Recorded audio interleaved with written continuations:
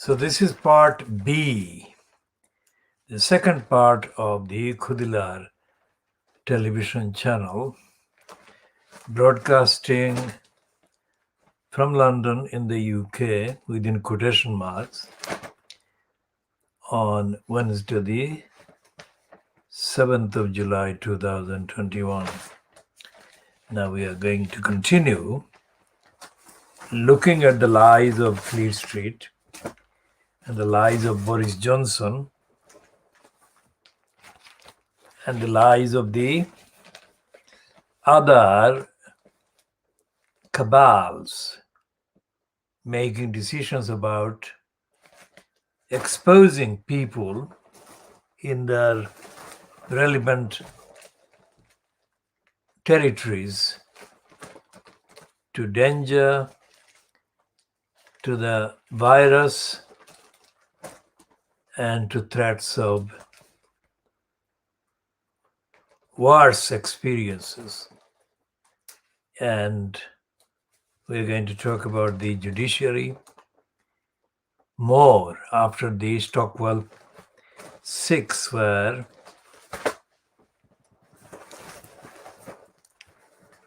reluctantly given the benefit yesterday that their conviction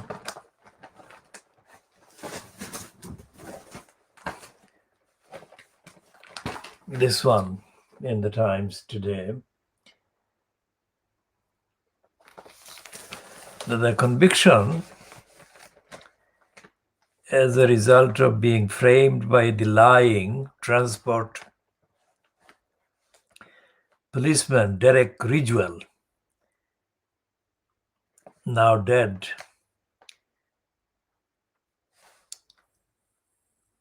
was not justified. So this is something that has been linked to the this is the comment that the Times actually makes, and we read that earlier, but we'll read this again.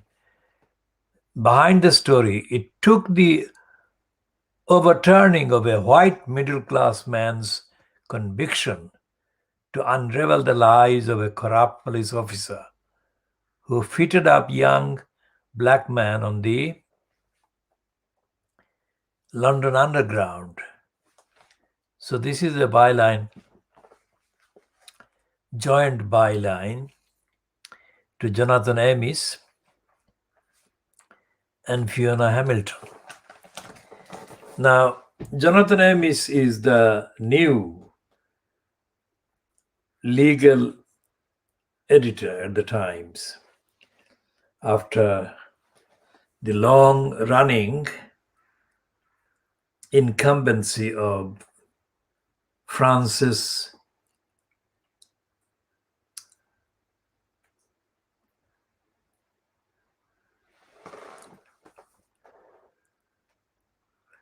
Gibb. Francis Gibb and I have had short but substantial communications, exchanges in the last 20 years.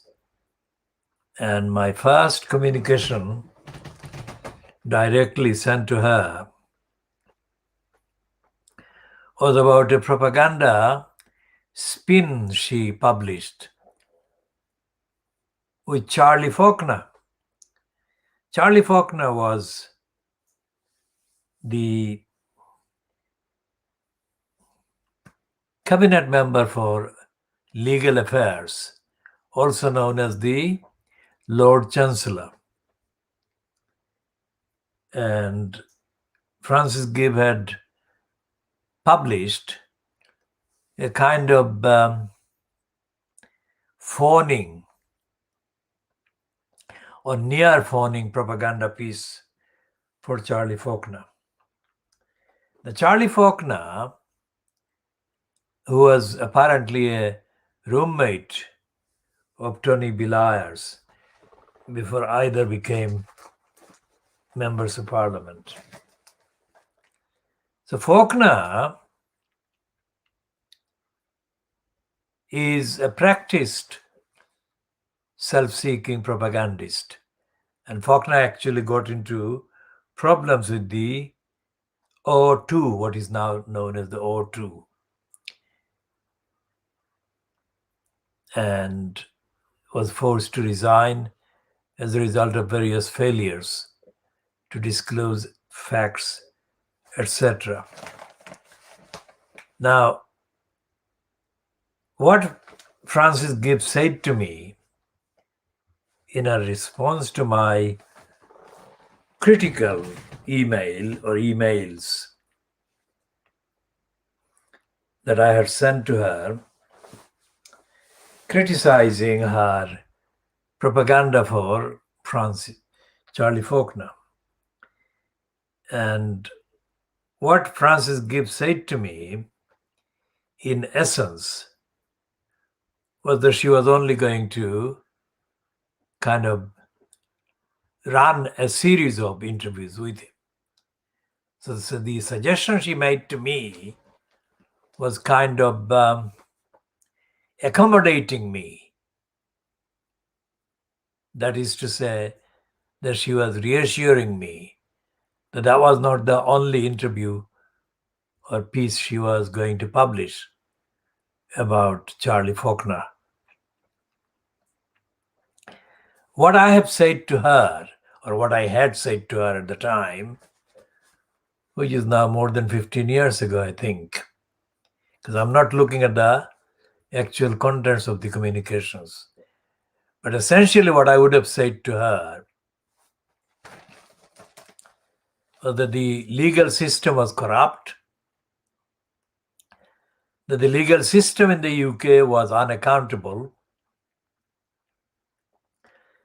and that the legal system in the UK was racist. And she would not have any evidence or any ground to dispute any of what I said.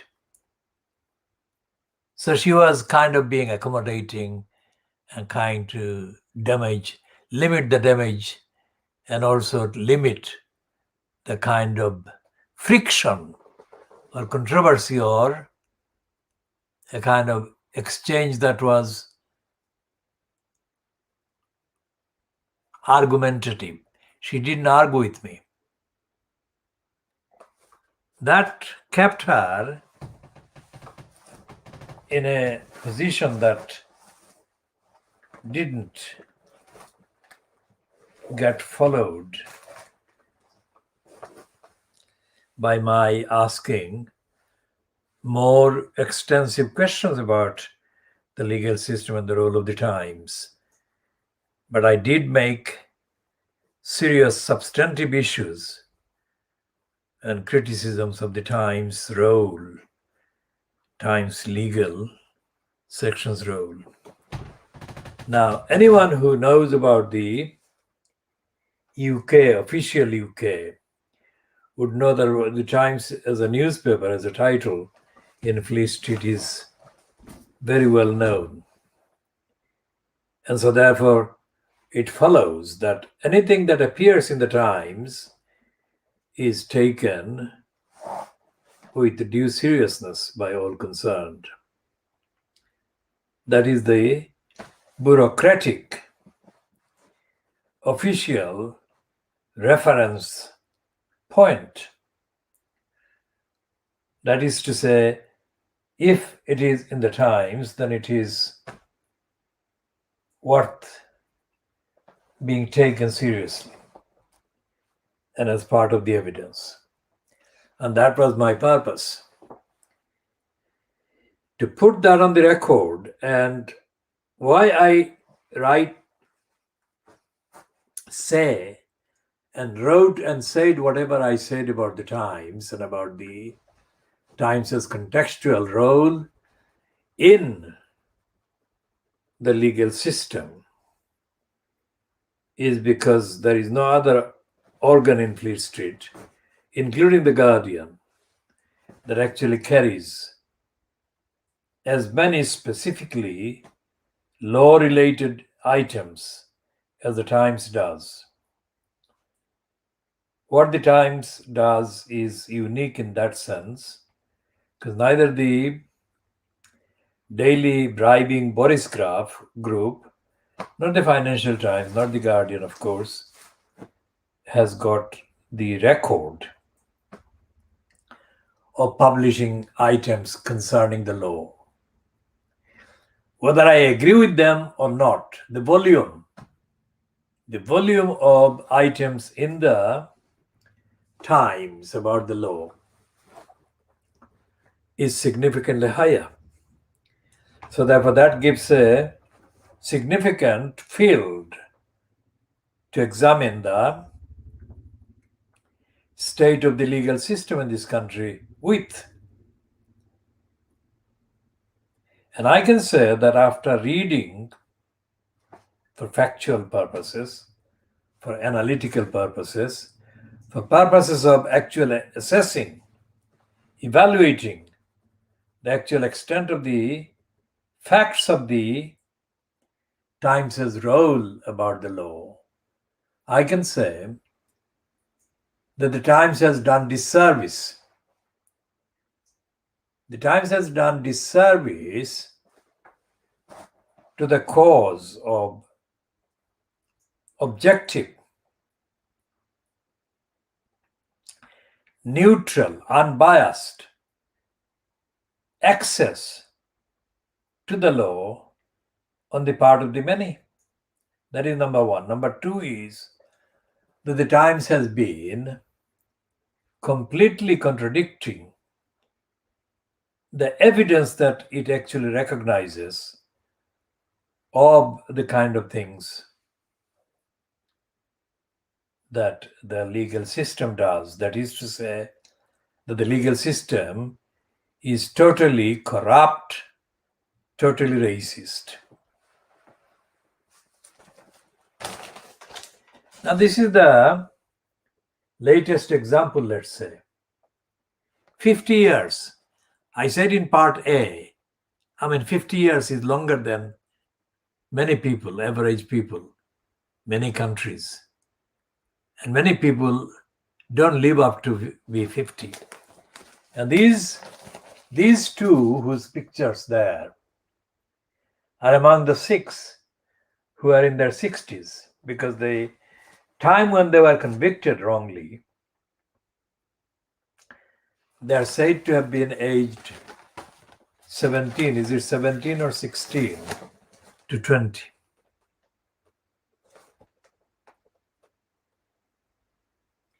(17 and 20).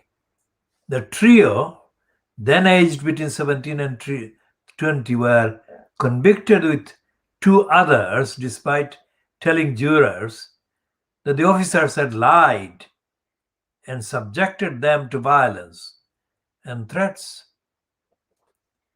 Ridgewell framed a string of young black men in similar circumstances. Now, Ridgewell could frame the young black man, repeatedly, serially, only if he was of the view that he would be able to get away, which he did. And the reason why he would have that view, that he would be able to get away, would be to do with the knowledge on his part that the courts would not find him guilty and the police would not do anything to hold him to account for his criminal behavior. So that was the given. He knew that the police system, or the police service so-called, and the courts were going to take the side of a racist white policeman or policewoman. When the contest was between them and the victims of the lying and the racist conspiracies.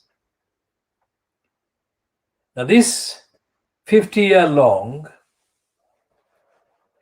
episode has gone through, has been allowed to be perpetuated over several generations. 50 years is more than one generation.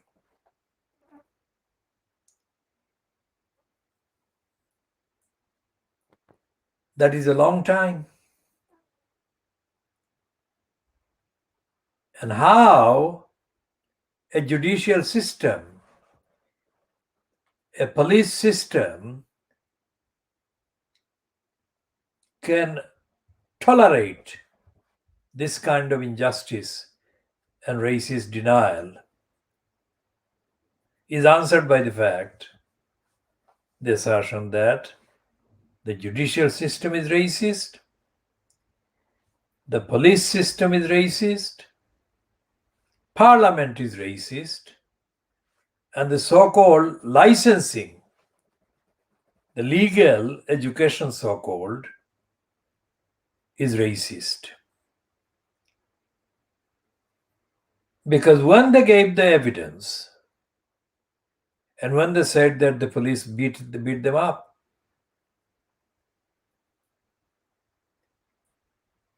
their claims would have been followed by investigation immediately if they were white persons. But despite the fact that they said they were beaten up, they were threatened, their evidence was not followed up by the police, by the court system, by the lawyers. So that showed racism at every level. Racism by individuals, licensed law traders, and racism by the court system, and racism by the entirety of Fleet Street, and racism by parliament, MPs, and government ministers. Because their complaints and the claims that they were beaten up and that they were framed went unheeded for 50 years. Which means that if a black person is framed or lied about, then that person has no recourse to the due process, to the courts system. So the court system doesn't exist for them.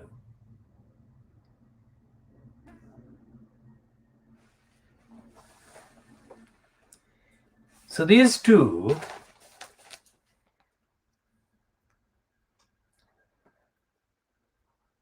should not have had to wait for 50 years.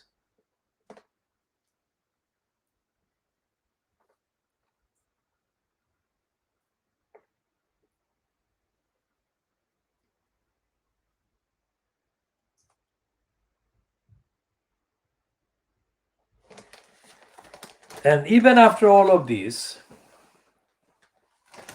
the British Transport Police are refusing to accept responsibility. They issued a stunt. They staged an apology to the victims. But then they said,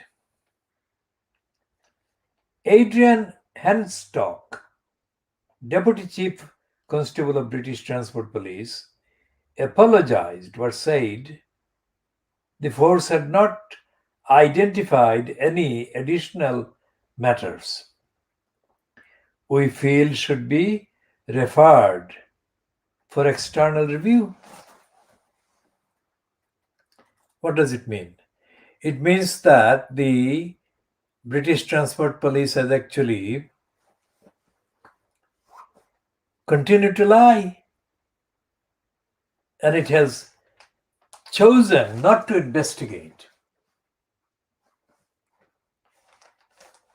What it is saying is the additional matters. What does it mean? It means that they have decided not to look at the whole story and the whole history. At every stage, they allowed this liar's lie to stand. At every stage, they allowed the victims' stories and pleas for help. They ignored. And there was nothing in the prosecution system. There was nothing in the Crown Prosecution Service that actually recognized the possibility, the actual real possibility, the likelihood that these victims would be, or would have been, or had been framed. They didn't investigate. That statement that there is no new matter is not being made by saying that we have investigated and we have not found any new matters. What he's saying is that we have not identified any additional matters we feel should be referred for external review. It's not a question of feeling. It's a question of evidence. And the fact that he's saying, we, that is the British Transport Police, do not feel that there is any matter that they have identified which needs to be referred to external review, shows that they have not looked for any additional matters. And what they're doing is they're trying to minimize the potential scope for external review of the behavior of the British Transport Police. Now, every organization does this. This is not proof that they cared about the destroyed lives of the Sikhs. 50 years, life gone.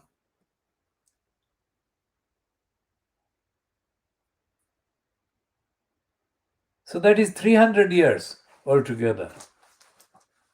300 years of the lives of 6 men in Britain.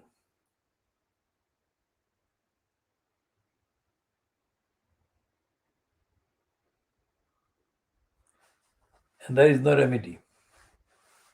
There is no complaint. There is no avenue to seek justice against the unjust judicial system.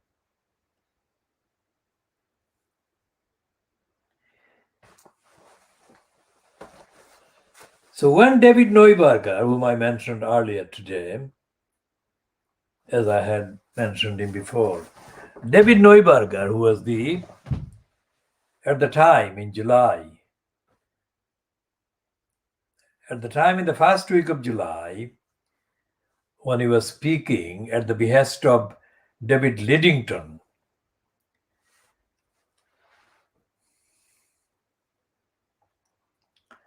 that as a result of Brexit, London had become the center of the world's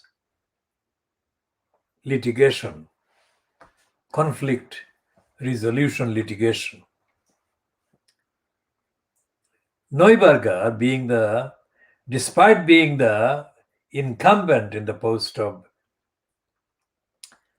the president of the UK Supreme Court, he was not recognizing even the existence of the Stockwell Sikhs. Now that is one tip of the iceberg. In the last 50 years, since the corrupt transport policeman repeatedly framed black persons, young persons. There have been in the 50 years, literally, thousands of framing by the police of black young persons mainly. Now that cannot happen by accident. That can only happen as a result of the culture, of the confidence that the framers believe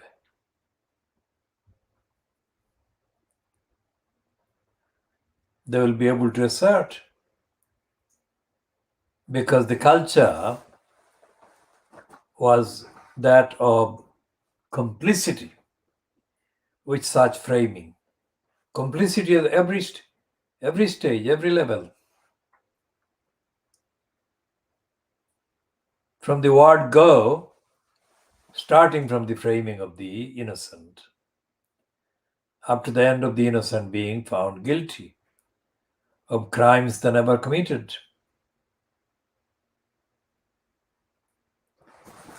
So how does this happen?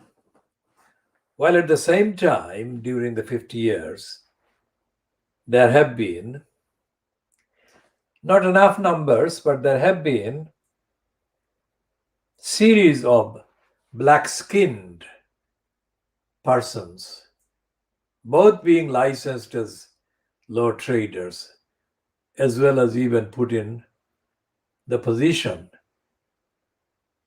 as members of the judiciary, although the numbers have been very small and the posts that have been given in the judiciary have been very low.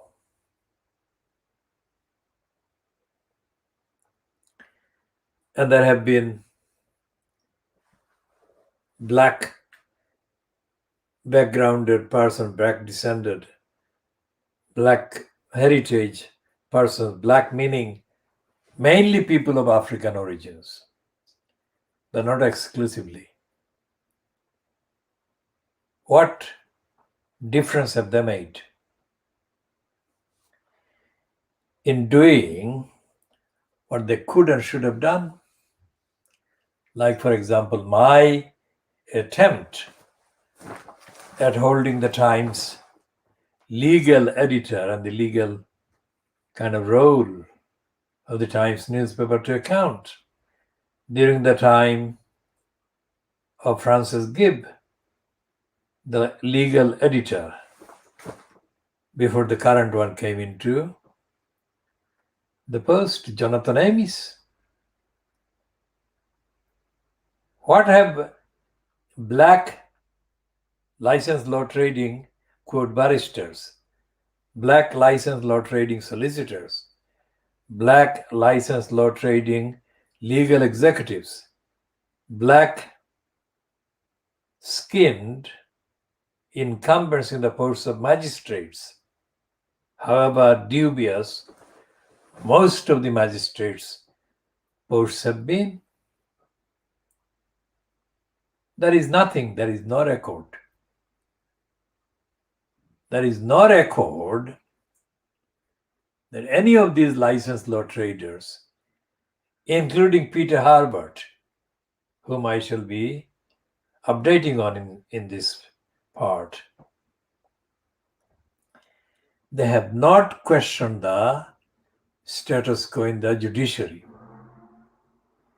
except when the behavior of the judiciary has impacted on their individual lives and careers, which is how Peter Harbert becomes kind of suitable as a person to be mentioned. Peter Harbert jumped on the bandwagon that was created after the 1981 riots, and he was in Liverpool. Toxteth was the name of the place where the riots took place. And Peter Harbert sprang to action. And he began a career as a licensed law trading opportunist. That career has not ended.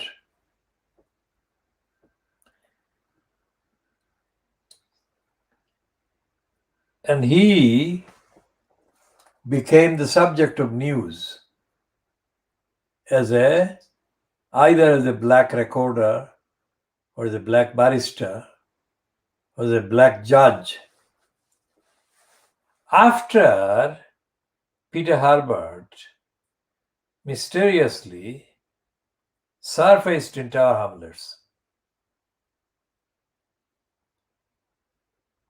and his surfacing was connected with the corrupt mayor in the name of Tower Hamlets, Lutfur Rahman, being ordered to leave office immediately on 23rd of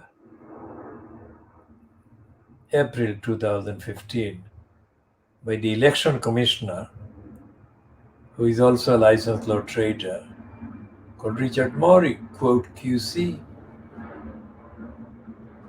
The long and the short of it about Peter Harbert is that he made an allegation that Richard Morey's decision against Lutfur Rahman was part of the racist agenda.